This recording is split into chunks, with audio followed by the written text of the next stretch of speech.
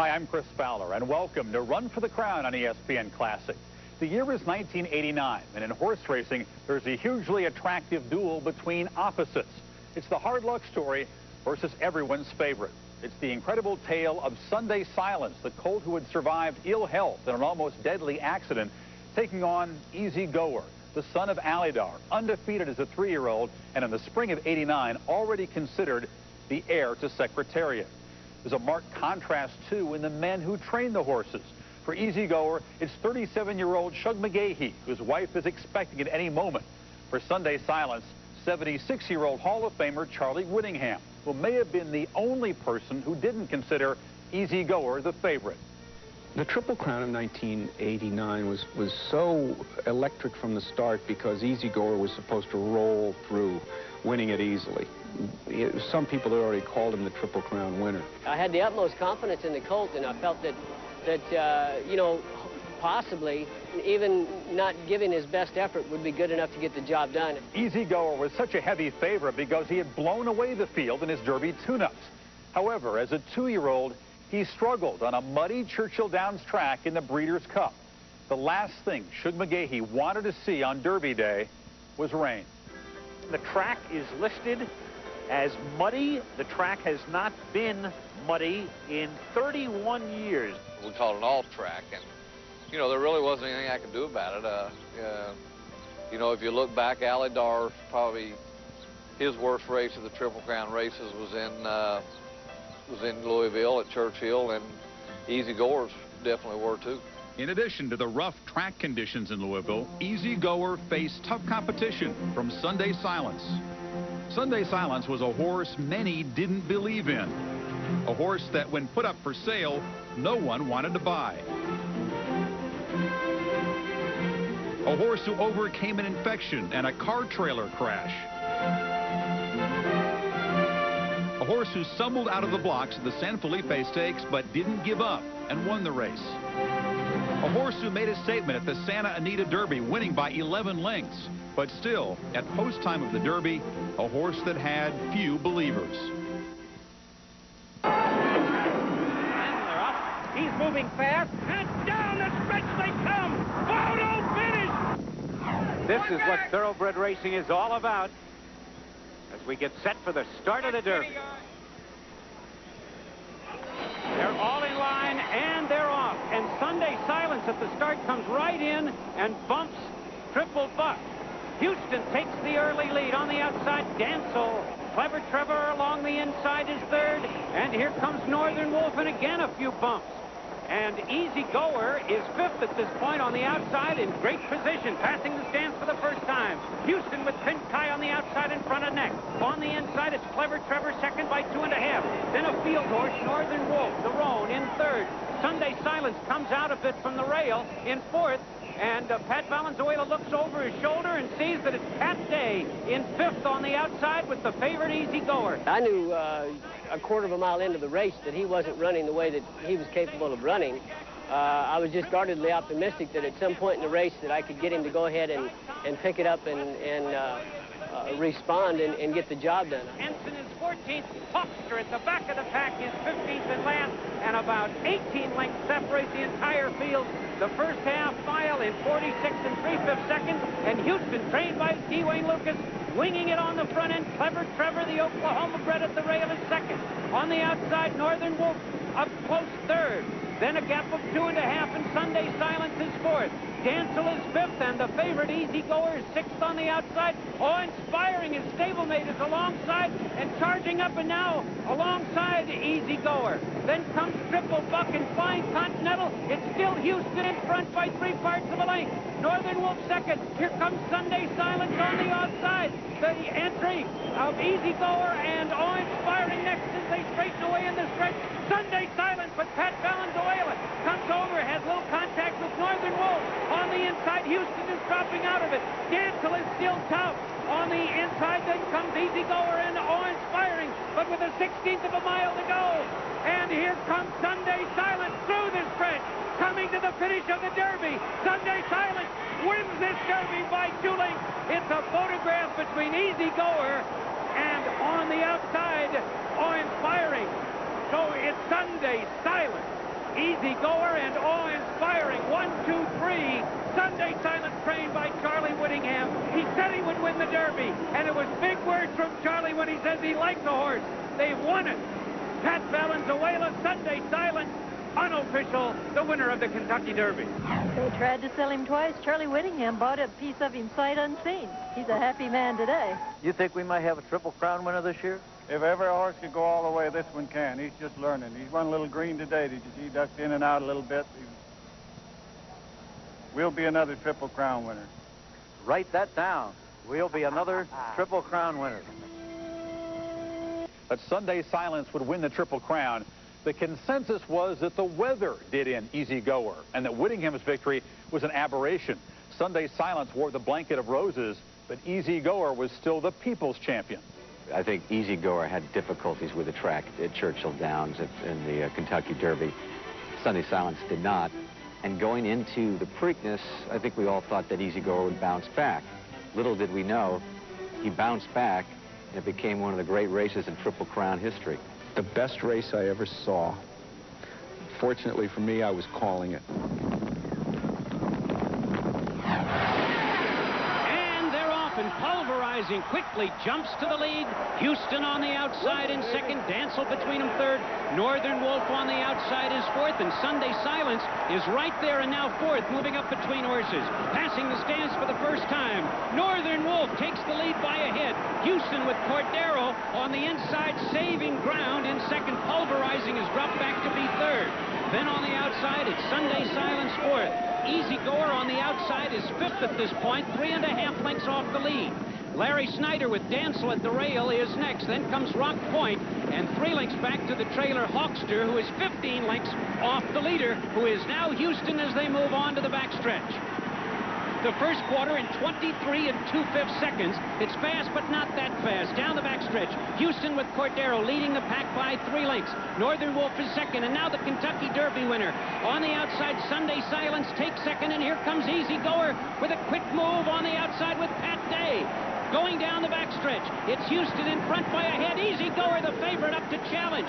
Sunday Silence between horses in tight quarters there. Back into third, Dancel is fourth, Northern Wolf fifth. Rock Point on the outside, sixth. Pulverizing has had it. He's back to seventh, and Hawkster hasn't started to run. Midway on the turn, Dancel on the outside to the front. On the outside, here comes Sunday Silence to challenge. Now they're heads apart. Sunday Silence with Pat Valenzuela takes the lead at the quarter pole. Easy Goer back into second position. Dancel coming on third in the stretch. On the outside, it's Sunday Silence. On the inside, Easy Goer. And down the stretch they come. On the outside, it's Sunday Silence. Easy Goer with Pat Day. Back to challenge. Heads apart. Easy Goer on the inside with a slight lead. On the outside, Sunday Silence. The rest of them far back. Here's the finish of the Preakness. Sunday Silence and Easy Goer. Photo finish. Noses apart. I can't tell. But on the outside, Sunday Silence with Pat Valenzuela. He's waving his whip like he thinks he won it. The time, 1:53 4/5 seconds. A dramatic photo finish. Either Sunday Silence on the outside, the winner of the Derby, who will try to make it 2 steps to the Triple Crown, or Easy Goer at the rail with Pat Day. What a finish! Dave, we have seen the race that everybody wanted to see here today. 2 magnificent colts battling out head-to-head, nose-to-nose, down the stretch. Who won it? If I had to make a guess, I would say Sunday Silence on the outside, but hold all your tickets because that is a pure guess. There's Pat Valenzuela. He did wave his whip. Charlie Whittingham isn't sure. No, I don't think he's sure. Wants to be. But it's going to be a little bit of a wait till the photo. There's Shug McGaughey.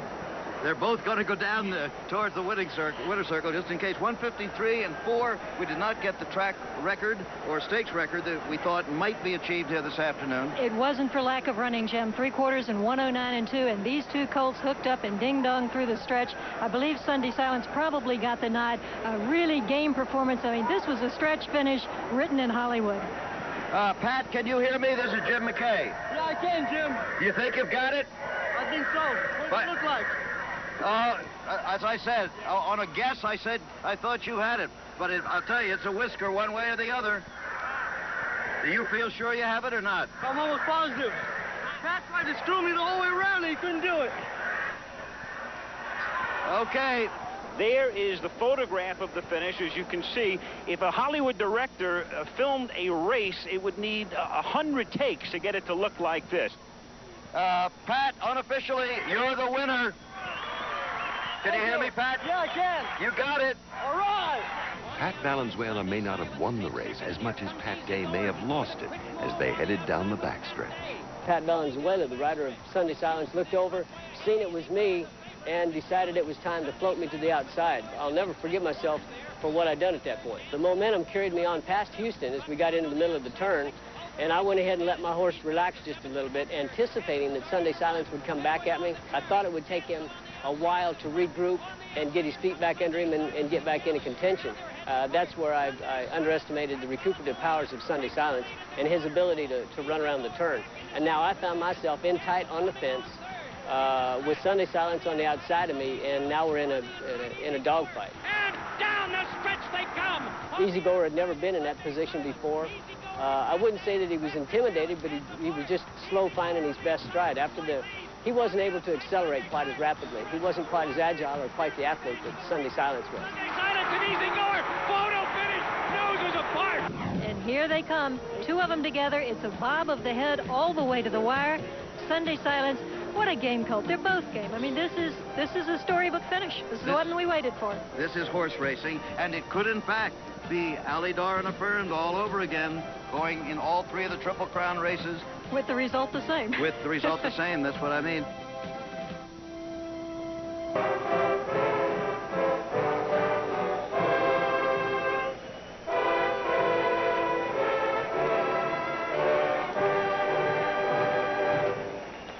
Well, you saw the expressions on some of the faces of the riders. You heard the crowd shouting to the individual jockeys as they went by.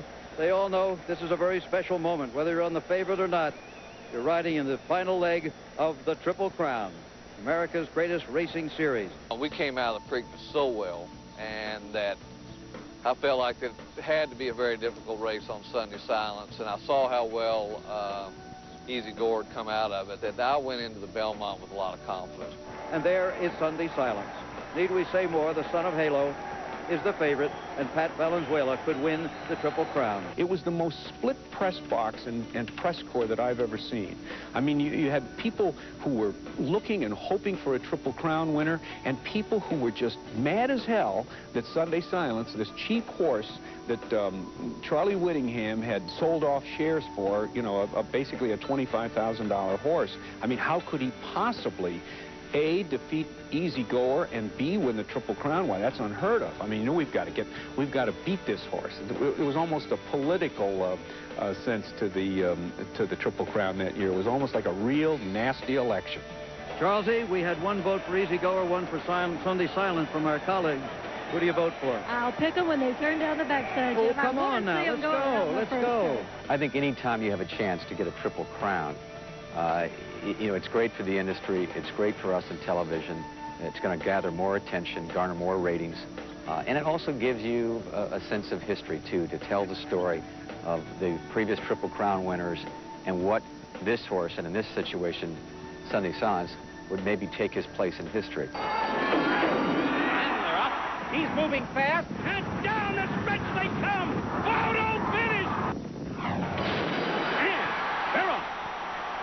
Sunday Silence on the outside grabs the early lead. Then comes Le Voyageur up alongside, and between horses, Easy Goer is right there. Firemaker in the middle of the racetrack is fourth. Then comes Rock Point. Triple Buck claims the rail as they round the clubhouse turn. It's Le Voyageur and Randy Romero on the front end, leading the pack by a length and a quarter. Triple Buck along the inside is second by a head. There goes Sunday Silence on the outside. Rock Point between horses fourth. Easy Goer is fifth on the outside, 3 off the rail. 2 lengths farther back, it's Firemaker. Then a gap of 2 on Hawkster, followed by Awe-Inspiring, Imbibe, and Irish Actor is 10th and last as they move to the backstretch. On the front end, it's still the Voyageur running the first race of his life in the United States, the first time on dirt. In front by a length and a quarter. Sunday Silence reserved in second position. Triple Buck is gaining a bit on the inside. Easy Goer on the outside. Between horses, Rock Point. Now moving down the backstretch. The first quarter in 23 and 1, the half in 47 seconds. That's 3 seconds faster than the affirmed Alydar Belmont. Down the backstretch, Le Voyageur in front by 3.5 lengths. With Sunday Silence second, then Easy Goer on the outside third. Rock Point is fourth by a head. Triple Buck along the inside fifth. Firemaker is 6 by 2. Hawkster is 7th. Awe-Inspiring is 8th. Imbibe races 9th, and far back, that's Irish Actor 10th and about 20 lengths off the leader. But it's still Le Voyageur in his American debut, leading the pack 3 parts of a length. Now Pat Valenzuela asks for speed, and the Kentucky Derby and Preakness winner Sunday Silence responds. Easy Goer is also closing in on the top 2. Midway around the turn, Sunday Silence takes the lead and looks to the Triple Crown. Here comes Easy Goer on the outside to challenge. Le Voyageur is hanging tough. Those 3 across the track, and the others are far back. A quarter of a mile to go in the Belmont. Easy Goer on the outside takes command. Sunday Silence moves to the outside for the drive. The Voyageur is now in third, and down the stretch they come. It's Easy Goer with a furlong to the finish in front by 5. Sunday Silence appears beaten. The Voyageur is third. Down the stretch, and it's Easy Goer with Pat Day winning the Belmont and denying Sunday Silence the Triple Crown.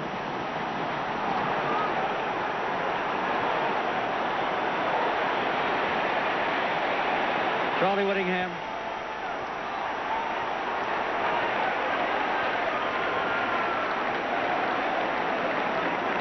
Arthur Hancock. Denny Phipps. And there's Ogden Phipps with his back to it. The beaten favorite, Sunday Silence. No Triple Crown winner. It'll be at least 12 years. And they're the winner. And the congratulations from one Pat to another. Unofficial results, Easy Goer, the winner, Sunday Silence, second, Le Voyageur from across the ocean. The mystery horse came in and finished third after setting the pace most of the way around. 2:26 flat, is that? If so, that's the second fastest Belmont of all time. Charlie, so many people are disappointed Sunday Silence didn't come away with the Triple Crown, but was it a tougher race than you expected? Well, it was a very good race. You expect a tough race in this race, and very few horses get the Triple Crown anyway. He's no worse than a lot of them, and he ran a very big race. And the other horse put his race in today. We're on his racetrack probably, and we didn't have any excuse, and we get a little bonus anyway. We get $1 million for being second, so it's not too bad. I have an obviously very disappointed Pat Valenzuela with me. Pat, obviously no Triple Crown for you this year, but a good effort by Sunday Silence. Yeah, Charlsie, he ran a good race. Easy Goer just ran a super race today. You know, I'm sorry we got beat. He ran a great race, and I just wish we could have won the race, you know. The early fractions were pretty rapid, especially the first quarter by the French horse. Did that cost you at all? No, we were a couple lengths behind the French horse the first part of it, so I don't think the fractions hurt us. Easy Goer was right next to us also. Like I say again, I'd like to give credit to the people from the Easy Goer camp, because he ran a great race. He ran a really super race today, and our horse ran a great race too. He just couldn't get lucky. Well, thanks for being with us, Pat. There'll be another day. It was a great rivalry while it was going on. Thanks a lot. Down the stretch, and it's Easy Goer with Pat Day winning the Belmont and denying Sunday Silence the Triple Crown. We should have won the Preakness, and we did win the Belmont. I felt all along that pound for pound, Easy Goer was the better horse. I still feel that way today. I feel that Easy Goer was probably the best horse I've ever ridden, but obviously the record does not bear that out. We ran against Sunday Silence 4 times. He beat us 3 of them. I likened Easy Goer to the college kid with the cashmere sweater tied around his neck, leaning on his convertible.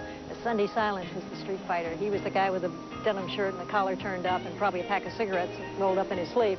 He was awfully good in the Preakness, but as I said, the rigors of the Triple Crown is so telling on horses that Sunday Silence was one of its casualties. I think what made that horse special was that he had the hard determination that you look for in a champion. Sunday Silence had that. He demonstrated it in the first 2 legs of the Triple Crown, but when it got to the 3rd leg, when Easy Goer came back to his home track, that's when he showed the horse that we all knew that he thought he could be. It just turned out that when Easy Goer got to Belmont, it was his home court advantage, and mile and a half really was right up his alley. He was able to finally turn the tables and save some face, but he really couldn't seem to get by Sunday Silence, and I've often wondered about whether he had the mental toughness and whether he really wanted to do it or not. The fairy tale that was 1989 did not last for either of these horses. That next year, in the summer of '90, Sunday Silence and Easy Goer would suffer career-ending injuries. In mid-July, while going through a routine workout at Belmont Park, Easy Goer chipped a bone in his right foreleg and had to retire. 2 weeks later, it was a similar fate for the overachieving Sunday Silence. The colt was found to have a tear in the ligament of his left foreleg. So there would be no Triple Crown winners in the 80s, this after 3 in the 70s. But the quality of racing hardly diminished, and the Preakness of '89, when Pat Valenzuela and Sunday Silence outlasted Easy Goer in a spine-tingling stretch run, that would be voted the best race of the decade. Sadly, Valenzuela, one of the great young jockeys of the 80s, would fall prey to a substance abuse problem and never again reach the heights of 1989. I'm Chris Fowler. For all of us at ESPN Classic, thanks for joining us on Run for the Crown.